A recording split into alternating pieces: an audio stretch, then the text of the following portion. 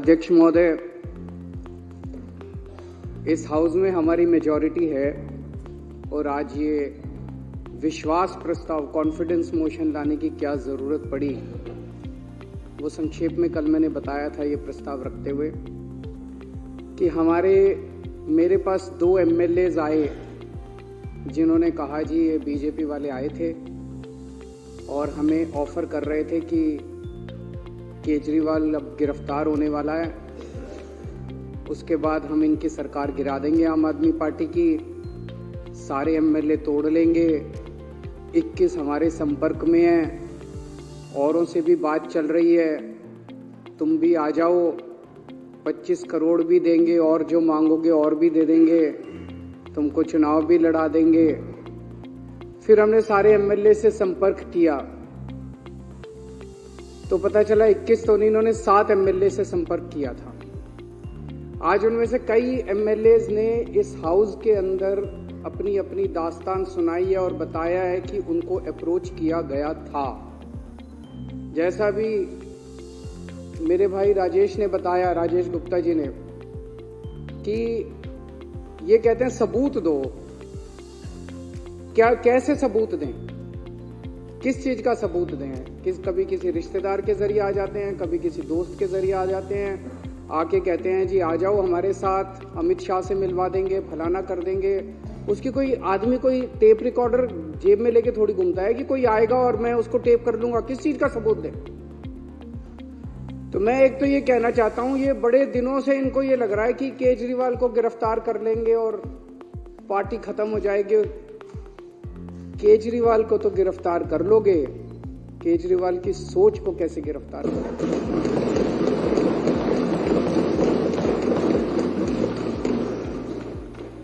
और एक केजरीवाल को गिरफ्तार कर लोगे, मेरे भारत मां की कोख से 1 लाख केजरीवाल पैदा हो जाएगा।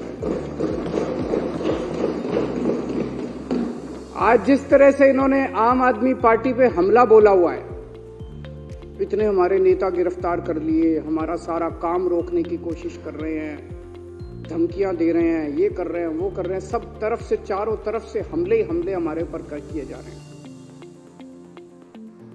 देश का एक एक बच्चा देख रहा है कि हो क्या रहा है। सारे लोग देख रहे हैं, इनको लगता है लोग बेवकूफ है, लोग बेवकूफ नहीं है। अब पार्कों के अंदर चर्चा होने लगी है कि यह चल क्या रहा है, तो लोग एक प्रश्न पूछने लगे हैं, क्या मोदी जी केजरीवाल को खत्म करना चाहते हैं? क्या मोदी जी केजरीवाल को क्रश करना चाहते हैं? क्या मोदी जी केजरीवाल को कुचलना चाहते हैं? ये मैं नहीं पूछ रहा, देश का बच्चा बच्चा पूछने लगा है। जिस तरह का अटैक आम आदमी पार्टी के, इतने सारे हमारे नेता गिरफ्तार कर लिए, कभी भारत क्या दुनिया के इतिहास में हमारा नंबर 2 भी अंदर है, नंबर 3 भी अंदर है, नंबर 4 भी अंदर है, अब कह रहे नंबर 1 को भी अंदर डालेंगे। तो इस तरह का आक्रमण कभी नहीं देखा गया। तो ये चर्चा चल रही है, ये क्यों हो रहा है? क्योंकि आज पूरे देश के अंदर बीजेपी का सबसे बड़ा चैलेंजर आम आदमी पार्टी है। आज अगर बीजेपी को खतरा है, भविष्य का खतरा है, तो केवल और केवल आम आदमी पार्टी से खतरा है। इसलिए बीजेपी येन केन प्रकारेण जो मर्जी करके आम आदमी पार्टी को कुचलना चाहती है। और आज पूरी जिम्मेदारी के साथ मैं कहना चाहता हूं, इसमें कोई अहंकार नहीं है कि 2024 के अंदर बीजेपी अगर नहीं हारी लोकसभा चुनाव, तो 2029 के अंदर आम आदमी पार्टी इस देश को बीजेपी से मुक्ति दिलाएगी।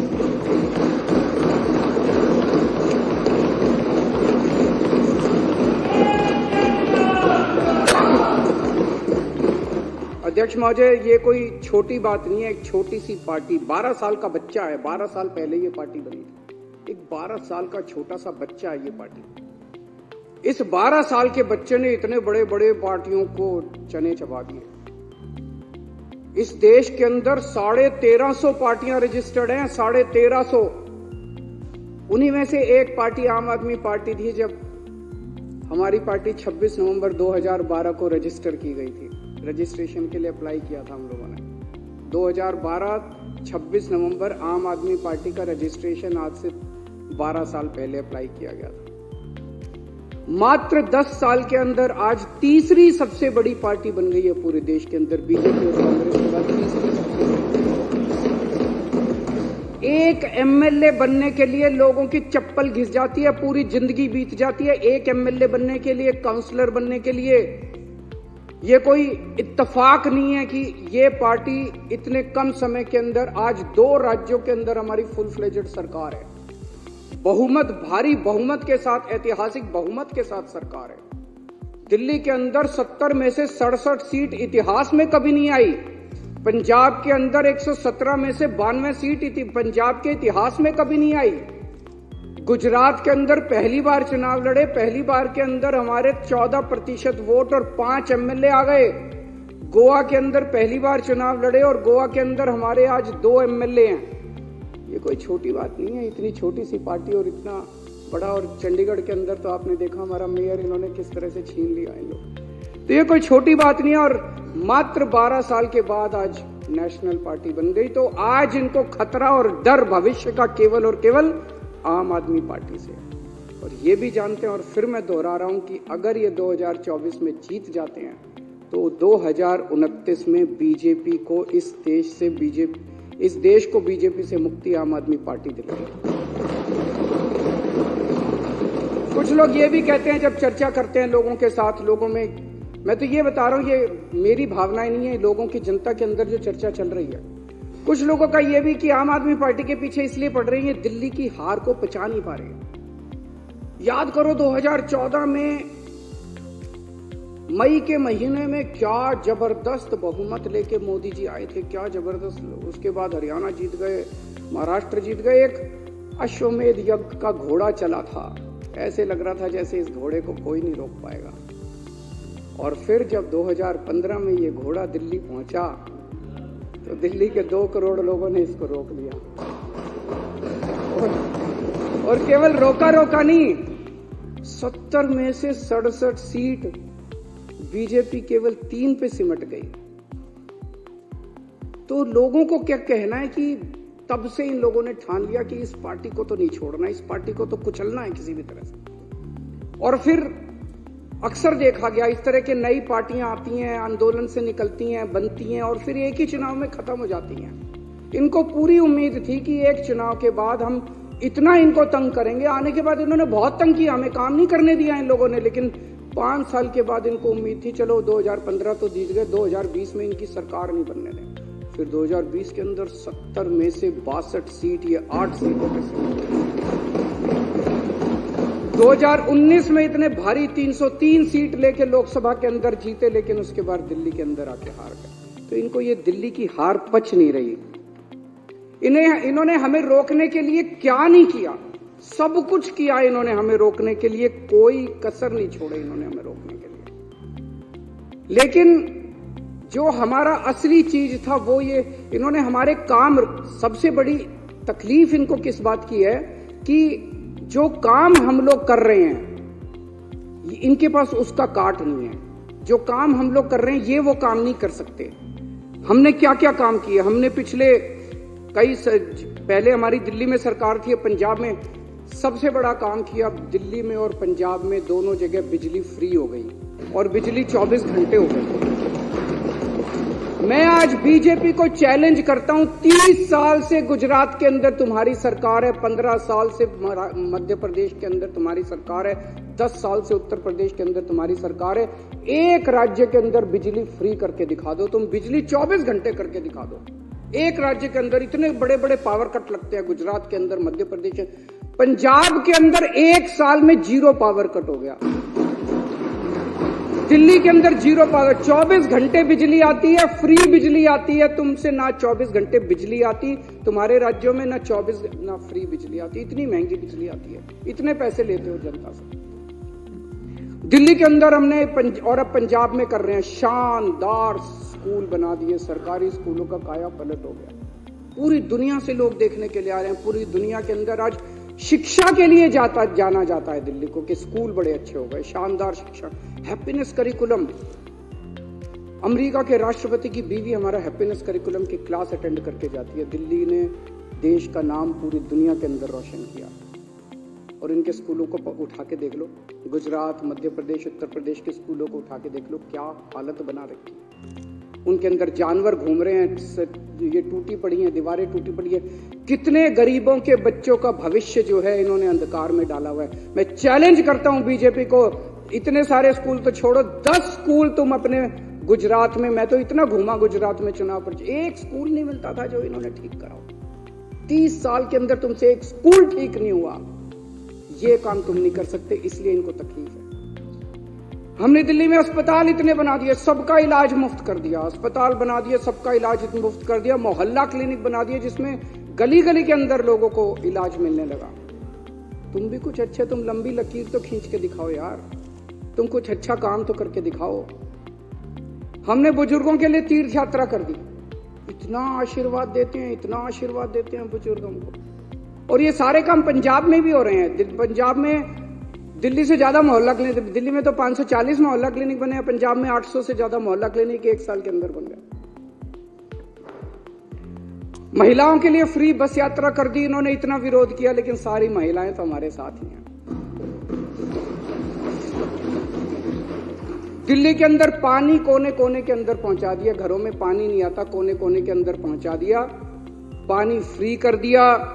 कच्ची कॉलोनियों को लेके इन्होंने सबसे ज्यादा राजनीति की, अगर काम किया तो हमने किया। दिल्ली की कच्ची कॉलोनियों के अंदर सड़क बनाने का, पानी की लाइनें बिछाने का, हमने सीवर की लाइनें बिछाने का हमने काम किया। पंजाब अभी 2 साल हुए हमें आए हुए, पंजाब के अंदर इस वक्त एक बहुत बड़ी क्रांति आ रही है। गांव गांव के अंदर इरिगेशन, सिंचाई का पानी पहुंच गया। गांव गांव के अंदर जहां पहले पानी नहीं मिलता था, गांव गांव के अंदर सिंचाई का पानी पहुंच गया। हमसे सीख लो, हमें सारे काम करने आते हैं, हमसे भी नहीं सीखोगे और काम भी नहीं करने दोगे। अभी delivery of free services, door step delivery of free services, आपको दफ्तर जाने की जरूरत नहीं है, फोन करो और आपके घर आके सरकार काम करेगी। दिल्ली में भी लागू हो गया, पंजाब में भी लागू हो गया। इन्होंने दिल्ली के अंदर हमें door step delivery of ration नहीं करने दी, घर घर हम राशन पहुंचाना चाहते थे, इन्होंने दिल्ली में नहीं करने दी, हमने पंजाब में जाके लागू कर दी। अभी 10 दिन पहले मैं उद्घाटन करके आया हूं पंजाब में। हम लोग व्यवस्था बदल रहे हैं, बहुत बड़ा काम कर रहे हैं। और अब मैं आपको बताता हूं जो एक दर्दनाक कहानी है कि इन लोगों ने किस तरह से ये सारे काम रोके। जब इन्होंने देखा कि जो काम केजरीवाल कर रहा है ये काम तो हमसे होते नहीं, ना हमसे स्कूल बनते, ना हमसे अस्पताल बनते, ना हमसे बिजली का काम होता, ना हमसे पानी का काम होता, ना हमसे सिंचाई का काम होता, ना हमसे दलाल खत्म, हमसे और ना हमारी इच्छा। अभी को पैसे कमाने हैं इन्होंने।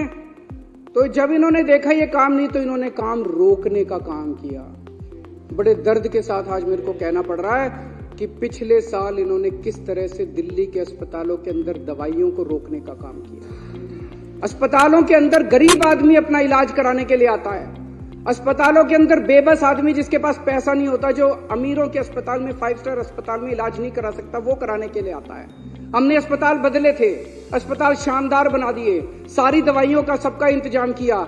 इन्होंने अफसरों के ऊपर उनकी हाथ मरोड़ के उन दवाइयां बंद करा दी। इन्होंने टेस्ट बंद करा दिए। मोहल्ला क्लिनिक में 3 महीने तक पिछले साल मोहल्ला क्लिनिक में टेस्ट नहीं हो पाए। इन्होंने पेमेंट रोक दी लेबोरेटरीज की। इतने गंदे और इतने घटिया लोग हैं ये लोग। कोई रोकता है क्या? कहते हैं राम भक्त है। भगवान राम ने कभी नहीं कहा था कि गरीबों की दवाइयां रोको, गरीबों की। पाप लगेगा तुम लोगों को, पता नहीं किस मिट्टी के बने हैं, पाप लगेगा आपको। विधुड़ी जी, आपकी पार्टी ने जो ये काम किया दवाइयां रोकने का और टेस्ट रोकने का और सारे अस्पतालों का इलाज रोकने का, गंदी बात है ये। बता के जाना, आप भी रुक जाओ, बता के जाना अपनी पार्टी वालों को क्यों किया उन लोगों ने। दुश्मनी मेरे से है, दुश्मनी केजरीवाल से है। दिल्ली के 2 करोड़ लोगों से क्यों बदला ले रहे हो तुम लोग? एक वो MTS थे, data entry operator, OPD counter पे जब आप सरकार, बैठ जाओ, मैं सारे जवाब दूं, बैठ जाओ, 2 मिनट बैठ जाओ, मैंने डिस्टर्ब नहीं किया था। दिल्ली के अंदर जब आप अस्पताल में जाते हो, दवाई की खिड़की पे जाते हो, खिड़की ऊपर एक आदमी बैठा मिलता है रजिस्ट्रेशन करने के लिए, OPD के लिए, OPD का कार्ड काटने के लिए। वो कॉन्ट्रैक्चुअल था, वो डेटा एंट्री ऑपरेटर था। एक दिन एक ऑर्डर पास करके इन्होंने दिल्ली के सारे सरकारी अस्पतालों के डेटा एंट्री ऑपरेटर हटा दिए। अब अस्पताल के अंदर रजिस्ट्रेशन करने वाला कोई नहीं बचा। अरे करना क्या चाहते हो? दिल्ली के लोगों को मारना चाहते हो क्या? एक दिन फरिश्ते स्कीम कि अगर दिल्ली की बाउंड्री के अंदर किसी का भी एक्सीडेंट होगा उसका फ्री में इलाज किया जाएगा, चाहे प्राइवेट में हो चाहे सरकारी अस्पताल में हो। 23,000 लोगों का हम फ्री में इलाज करा के उनकी जिंदगी बचा चुके हैं। इन्होंने फरिश्ते स्कीम बंद करा दी। इन लोगों ने, इतने घटिया किस्म के लोग हैं ये लोग। मेरा दिल रोता है जब मैं ये सारी चीजें, मैं जानता हूं किसी दिन लिखूंगा ये सब कि किस तरह से भारतीय जनता पार्टी के लोगों ने कितने घटिया स्तर के ऊपर इन लोगों ने काम किया है। ये राजनीति होती है। ये राजनीति सत्ता के लिए तुम किसी भी हद तक चले जाओगे, कुछ भी करोगे सत्ता के लिए। अरे मेरे से दुश्मनी है, मेरे को गालियां दे लो यार, दिल्ली के लोगों का इलाज तो मत रोको कम से कम। आप लोगों को लगेगा केजरीवाल झूठ बोल रहा है। भाई सरकार तो हमारी है, फिर ये कैसे रोक सकते हैं? ऐसा मन में आएगा ना कि भाई सरकार तो हमारी है, सरकार तो केजरीवाल की है, फिर ये कैसे रोक सकते हैं? मैं बताता हूं कैसे रोक सकते हैं। सर्विसेज इनके पास है। सर्विसेज का मतलब ट्रांसफर पोस्टिंग, किस अफसर को कहां लगाना है, कहां से हटाना है, किस अफसर के खिलाफ कार्रवाई करनी है। अगर कोई अफसर करप्शन करता है तो उसके खिलाफ कार्रवाई, डिसिप्लिनरी प्रोसीडिंग, विजिलेंस, जेल भेजना, ये सारा इनके पास है।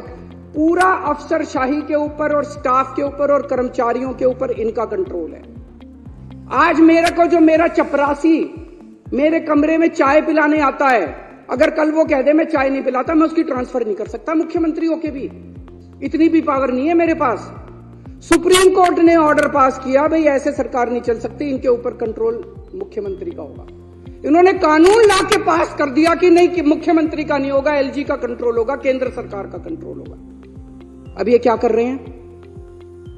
एक आईएएस अफसर को बुला के धमकी दी जा रही है। धमकी क्या दी जा रही है? कि अगर तुमने इस सरकार का एक भी काम किया, किसी भी मंत्री का एक भी काम किया, तुमको जेल भेज देंगे, तुमको सस्पेंड कर देंगे, तुम्हारे ऊपर झूठा केस बना देंगे। जैसे इतने सारे झूठे केस अभी इन्होंने बताए, तुम्हारे ऊपर झूठा केस बना देंगे, सस्पेंड कर देंगे, ईडी लगा देंगे, सीबीआई लगा देंगे। खबरदार अगर तुमने इनका साथ दिया। रो रहे हैं आईएएस अफसर, रो रहे हैं दिल्ली सरकार के कर्मचारी। एक मेरे पास अफसर आया, टप टप आंसू बह रहे थे, 56 साल की उम्र है उसकी, और टप टप आंसू बह रहे थे उस आईएएस अफसर के। वो बेचारा, वो कहता है जी मैंने कभी ऐसी नौकरी नहीं देखी, इस तरह का माहौल मैंने कभी नहीं देखा कि खुलेआम हमें धमकाया जा रहा है। दिल्ली के अंदर, पूरी दिल्ली के अंदर पानी का संकट इन्होंने और सीवर का संकट पैदा कर रखा है। कैसे? आप लोगों ने, इस पूरी विधानसभा ने बैठ के बजट पास किया पिछले साल। आपने कहा भाई 5,000 करोड़ रुपए बजट होगा दिल्ली जल बोर्ड का। वो सारा पैसा लेके बैठ गए ये लोग। फाइनेंस डिपार्टमेंट पैसा नहीं दे रहा जल बोर्ड का। 6 महीने से पैसा नहीं मिला जल बोर्ड को। जल बोर्ड चलेगा कैसे? छोटे मोटे रिपेयर का पैसा भी नहीं मिला जल बोर्ड के पास रिपेयर का पैसा भी नहीं बचा। छोटा मोटा धमकी दी जा रही है कि फाइनेंस डिपार्टमेंट के प्रिंसिपल सेक्रेटरी को धमकी दी जा रही है, खबरदार अगर तूने पैसा दिया। दिल्ली को ये बर्बाद करना चाहते हैं। चारों तरफ सीवर बहने लग गया, पानी का संकट हो रहा है। अल्टीमेटली सौरभ भारद्वाज और अतीशी ने मिलकर हाईकोर्ट में केस करा। हाईकोर्ट ने ऑर्डर कर दिया पैसा तुरंत रिलीज करो। अगली हेयरिंग 29 फरवरी को है, अभी तक नहीं करा इन्होंने। ना ये सुप्रीम कोर्ट की मानते, ना ये हाईकोर्ट की मानते। अब एक और संकट पैदा कर दिया इन्होंने। पानी के बिलों का बहुत बुरा हाल हो रहा है दिल्ली के अंदर। अनाप शनाप बिल आ रहे हैं, गलत बिल है, सारे के सारे गलत बिल है। हमने प्रस्ताव रखा, आप ही बताना अगर गलत है तो। हमने कहा भाई अगर किसी का पानी का बिल गलत है, आपके पिछले सालों के अंदर 3 साल 4 साल 5 साल जब से आपने पैसे नहीं भरे, आपके 2 या 2 से ज्यादा अगर कोई भी ओके बिल है, उसको हम ले लेंगे, उसका एवरेज निकालेंगे और एवरेज के हिसाब से बाकी सारी कर देंगे। ठीक है कि नहीं है? गलत है कि ठीक है? हमने ये बनाया प्रस्ताव बना के अफसरों को भेजा, इसको लागू करो। अफसरों ने फाइल पे लिख दिया कि हम नहीं लागू करते। फिर बुला के पूछा उनसे, अफसरों से रोने लग गए बेचारे। बोले जी कह रहे हैं तुम्हारी नौकरी चली जाएगी, तुमको जेल में डाल देंगे अगर तुमने ये प्रस्ताव पारित किया तो। लेकिन प्रस्ताव तो पारित करा के छोड़ेगा केजरीवाल।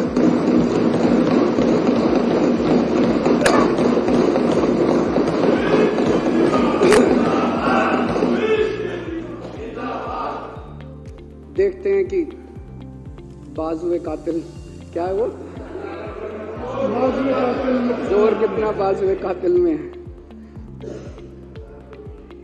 उन्होंने बिजली की सब्सिडी बंद करने की कोशिश की थी, मेरे को याद है, पिछले साल से खूब नौटंकी मचा रखी है उन्होंने। कभी बिजली कंपनियों के डायरेक्टर हटा दिए, कभी हटा दिया, वो हटा दिया कि बिजली की सब्सिडी बंद करो। इनको पता है कि बिजली की सब्सिडी से सबसे ज्यादा जनता प्रभावित है।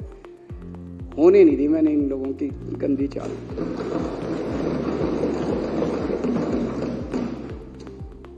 हम बहुत छोटे लोग हैं और हम यहाँ पे देखो तो पता नहीं मुश्किल से 2-4 ही होंगे जो कि पॉलिटिकल बैकग्राउंड से हैं, बाकी तो सारी एक तरह से गलियों में घुमा करते थे हम सारे।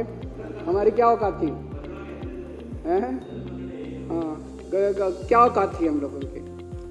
लेकिन कुछ तो ऊपर वाला चाह रहा है, कुछ तो हमसे करवाना चाह रहा है।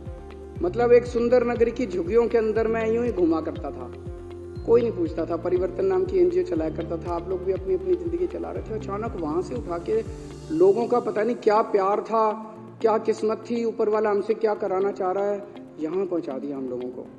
और अब इतने बड़े बड़े षड्यंत्र हमारे खिलाफ चल रहे हैं, इतने बड़े बड़े षड्यंत्र, और हम भी डटे हुए हैं, कुछ कर नहीं पा रहे ये लोग। क्यों? करोड़ों लोगों की दुआएं हमारे साथ।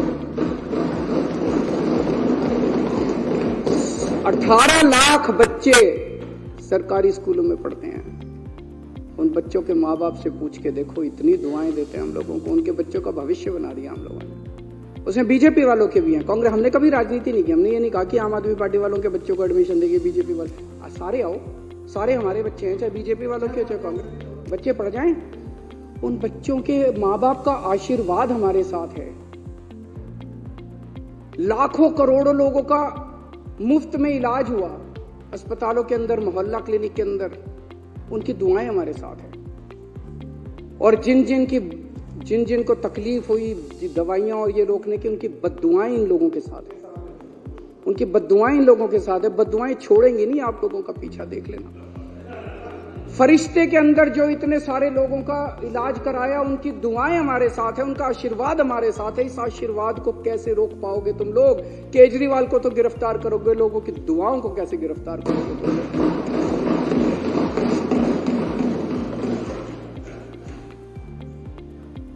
अब ये ऑपरेशन लोटस करने आए हैं, कितने ऑपरेशन लोटस कर लिए, अब तो थकते भी नहीं हो तुम, हमारी दाद तो देनी पड़ेगी तुम लोगों को। हमें क्यों नहीं तोड़ पा रहे ये लोग, हमें क्यों नहीं खरीद पा रहे? क्योंकि हमने कोई गलत काम नहीं किया। दूसरे स्टेट्स के अंदर दूसरे नेताओं, जो आपने इतने सारे नाम लिए, फलाना ये फलाना वो, उन लोगों ने गलत काम किए थे। वो गलत काम किए थे, इसलिए उनको बीजेपी का संरक्षण चाहिए था, इसीलिए वो अपनी पार्टी छोड़ के इनके साथ चले गए। तो एक फॉर्मूला जान लो, अगर कोई व्यक्ति बीजेपी के दबाव में आके बीजेपी में चला जाए, वो चोर है। और अगर कोई व्यक्ति बीजेपी के दबाव के बावजूद बीजेपी में ना जाए, तो ईडी और सीबीआई वाले चाहे उसको जितने मर्जी जेल में डाले, वो कट्टर ईमानदार है। मनीष सिसोदिया पे इन्होंने कितना दबाव डाला, खुलेआम है। मनीष सिसोदिया को बोले केजरीवाल की पार्टी छोड़ दे, केजरीवाल की सरकार गिरा के तेरे को मुख्यमंत्री बना देंगे। पर मनीष सिसोदिया हेमंत बिश्व शर्मा तो नहीं है, उसने कोई चोरी तो नहीं कर रखी। वो बोला मेरे को मुख्यमंत्री भी नहीं बनना और मैंने कोई गलत काम नहीं किया। तुम 1 2 साल 3 साल रख लोगे, अल्टीमेटली तो मैंने बाहर आना ही आना है। मैंने कोई गलत काम नहीं किया, मैं क्यों टूटूंगा? आप सब लोगों को, इतने सारे लोगों को इन्होंने अप्रोच किया। मैं सलाम करता हूं आप लोगों को कि क्या गजब के लोग हो आप लोग। टूटे नहीं, आप टूटे नहीं, आप ही मेरी ताकत हो।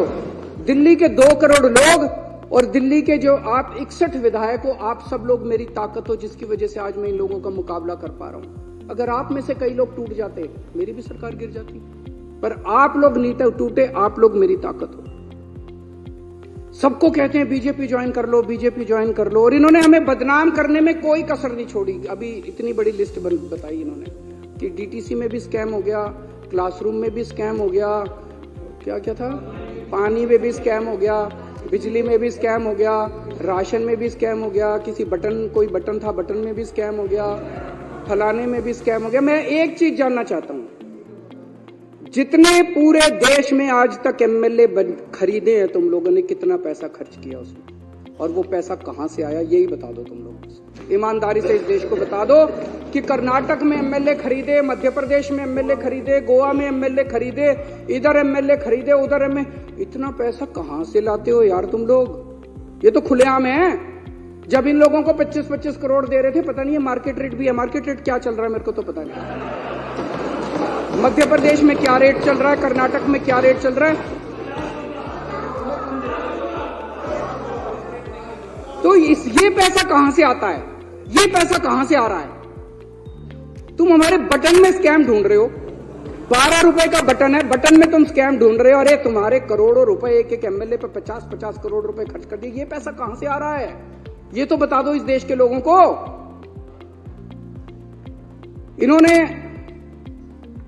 पहले मेरे ऊपर कई 2-3 साल ऐसे थे जिसमें इन्होंने मेरे ऊपर जहां जाता था इंक फेंकते थे।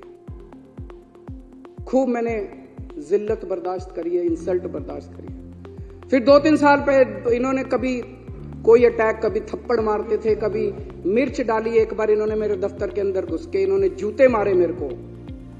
अब कह रहे हैं गिरफ्तार करेंगे इनको। मैं जैसे कह रहे थे, आपको क्या लगता है गिरफ्तार करने से सरकार गिर जाएगी, ये सारे टूट जाएंगे? ऐसे ही टूट जाएंगे। कर लो गिरफ्तार, वो भी करके देख लो। अभी तक तो सब कुछ करके देख लिया, काम रोक के देख लिए, शुंगलू कमीशन बिठा लिया, कानून बदल लिए, सारा कुछ करके देख लिया। एक तुम्हारा यही सपना बचा है केजरीवाल को गिरफ्तार करके, ये भी पूरा करके दी।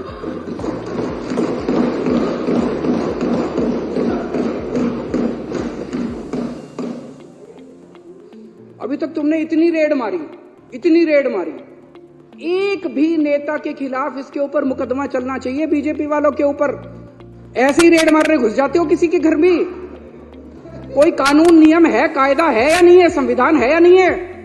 मनीष सिसोदिया क्या इतनी रेड मारी? आप लोगों में से कितने एमएलए क्या रेड मारी? सत्येंद्र जैन क्या रेड मारी? संजय सिंह क्या रेड मारी? कहीं कुछ एक नया चवन्नी मिली? एक पैसा नहीं मिला। अरे हमारी संपत्ति लोगों के दिलों के अंदर है, बैंक अकाउंट के अंदर नहीं। और हमारा बैंक अकाउंट लोगों की आंखों के अंदर। यहां नहीं हमारी संपत्ति जहां ढूंढ रहे हो तुम लोग। अध्यक्ष महोदय, 2014-15 में 2 घटनाएं घटी उस फाइनेंशियल ईयर में। 2014 के मई में केंद्र के अंदर एक पार्टी की सरकार बनी जिसको लोगों ने केंद्र में भारी बहुमत दिया, अभूतपूर्व बहुमत दिया। और 2015 की फरवरी के अंदर दिल्ली में एक पार्टी की सरकार बनी जिसे लोगों ने भारी बहुमत दिया, अभूतपूर्व बहुमत दिया। और वहां से 2 किस्म की राजनीति ने जन्म लिया। एक केंद्र के अंदर जो सरकार बनी थी और दिल्ली के अंदर जो सरकार बनी थी। आज 10 साल हो गए दोनों सरकारों को बने हुए। एक केंद्र की सरकार है जिसने 10 साल में कोई काम नहीं किया। और अब वो केवल कैसे वोट लेना चाहते हैं? कांग्रेस के नेताओं को गिरफ्तार कर लो, कांग्रेस का अकाउंट फ्रीज कर दो, आम आदमी पार्टी के नेताओं को गिरफ्तार कर लो, ईडी को सबके पीछे लगा दो, सारी ऑपोजिशन को कुचल डालो, सारे नेताओं को जेल में डाल दो। इस तरह से ये वोट लेना चाहते हैं। और दूसरी राजनीति दिल्ली की राजनीति थी जिसके अंदर हमने स्कूल बनवाए, अस्पताल बनवाए, लोगों का इलाज किया, लोगों के बच्चों को पढ़ाया, पानी का इंतजाम किया, बिजली का। हमने 2 करोड़ लोगों का दिल जीता, इसलिए हम वोट मांग रहे हैं। दोनों 2 किस्म की राजनीति अब देश के लोगों को तय करना है। एक पाप की राजनीति है, एक पुण्य की राजनीति है। इस देश को पाप की राजनीति चाहिए या इस देश को पुण्य की राजनीति चाहिए, ये लोगों को तय करना है। अब आजकल बड़ी अफवाह फैला रखी है लोगों ने। बस ये लोकसभा चुनाव हो जाएं, उसके बाद तो संविधान बदल के दिल्ली को फुल यूनियन टेरिटरी बना देंगे। उसके बाद चुनाव फैला रखी नहीं फैला रखी, विधानसभा खत्म कर देंगे। अरे किसी के बाप की जागीर है जो विधानसभा खत्म कर दोगे? ऐसे ही विधानसभा खत्म कर दोगे? ये देश किसी की पिताजी की जागीर थोड़ी है कि ऐसे ही विधानसभा खत्म कर दोगे। मैं आज बीजेपी से जानना चाहता हूं, ये चुनाव इसी बात पे हो जाए, दिल्ली के लोगों से जाके वोट मांगो, बोलो तुम्हारा वोट का अधिकार छीन लेंगे, वोट दो हमको। मजाल जो तुमको। आज बीजेपी स्पष्ट कर दे कि लोकसभा के बाद दिल्ली की विधानसभा को भंग करेंगे कि नहीं करेंगे, इसी के ऊपर चुनाव हो जाए इस बार। आप भी जा जाके गली गली में बोलना और गली गली में लोगों को बताना कि अगर तुमने बीजेपी को वोट दे दिया तो तुम्हारा बीजेपी वोट का अधिकार छीनने वाली है। बीजेपी खुल के अंदर बोल रही है और बीजेपी को हम ललकारेंगे, अगर हिम्मत है तो करके दिखाओ। और एक और आप सबसे विनती है कि विधानसभा भंग करें या ना करें, हम यहाँ सत्ता के लिए नहीं आए, हम यहाँ सेवा के लिए आए हैं, काम करते रहना। हम एमएलए रहे ना रहे, मंत्री रहे ना रहे, मुख्यमंत्री रहे ना रहे, विधानसभा रहे ना रहे, पूरी जिंदगी देश के लिए न्यौछावर की है, सत्ता के लिए नहीं, हमने सर्विस सेवा के लिए हम लोगों ने न्यौछावर की है।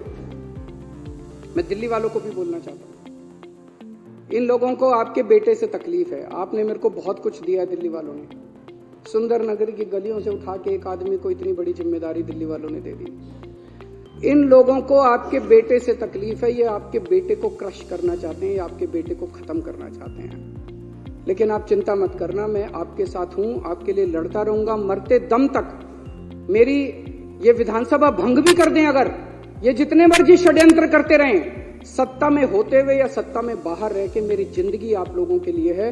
7 जन्म में भी मैं आपका एहसान नहीं चुका सकता जो एहसान दिल्ली वालों का है।